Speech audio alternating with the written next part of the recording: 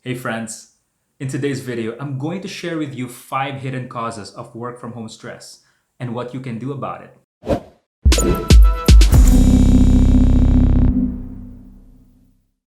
Welcome to Better Today, a place where young leaders like you find work-life inspiration. If this is your first time here, make sure to watch until the end of this video and let me know in the comments what has been your biggest source of work from home stress. Nearly 6 months in, a lot of us are finding it hard to cope with this work from home arrangement. 6 months, huh?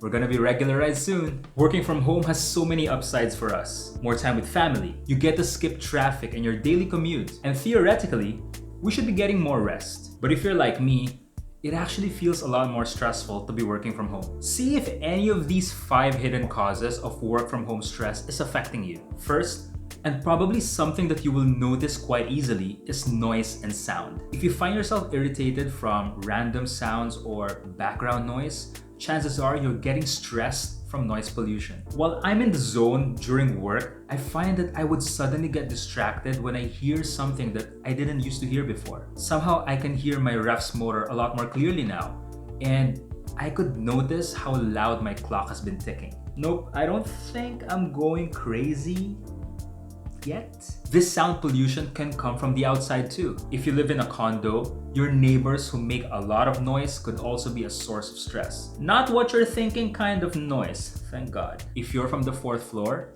and you're watching this video right now, please stop dragging your furniture at 11 p.m. at night. Luckily, sound issues are easy to fix. You can play light and easy background music while you work. I have a couple of Spotify playlists that does this job for me, so I'll make sure to link them in the description below. You can also block out the outside world by investing in good quality, noise-canceling headphones. This can be a bit expensive, but it's worth the investment for your sanity and peace of mind. Second, think about how your work environment smells. Unless your office smells like overnight wet socks, chances are your office has that nice neutral smell that is neither good nor bad. Some of you lucky ones in newer buildings will also have that super nice lobby smell. For the most part, a lot of us don't really think about smell while we're working, but they can really be distracting. And smell does affect our mood and stress levels. At worst, they can even affect our health. One of my neighbors, for instance, has been so frustrated with the unit right beside hers. Why, you might ask? Well, because their neighbor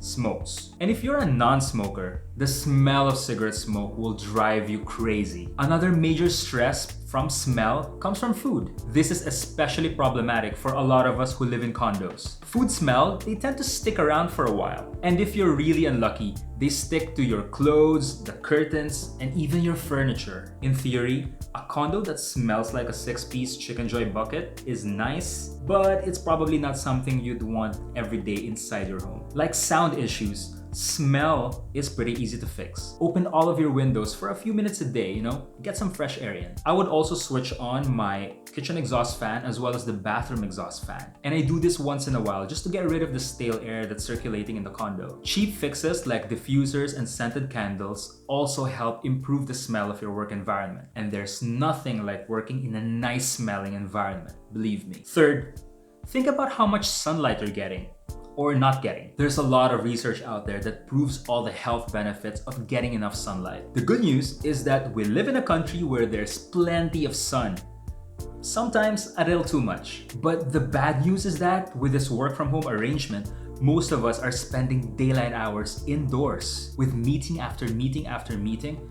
A lot of us can't even go out for a few minutes a day. And it's dark before we even realize it. Another problem that people who live in condos might have is that not every unit has a balcony or an open garden where you can just go out and get some sun. However, it is so important to get at least a few minutes of sunlight every single day. Sunlight helps you with your daily vitamin D dosage. It helps regulate your body clock, improves your sleep quality, reduces stress, and improves your mood. Sun is good. If you're not getting enough sunlight or you think you've forgotten how daylight looks like, you can do one of the following. Before you even open your first email, go out and get some sun. Be a sunflower and look for the nearest source of light in your place. A few minutes of just standing beside the window and getting some sunlight will really help boost your mood. And if you have a garden, it won't hurt to spend a few minutes as well outside just basking under the sun. But if you do get out to get some sunlight, don't forget your most important accessory: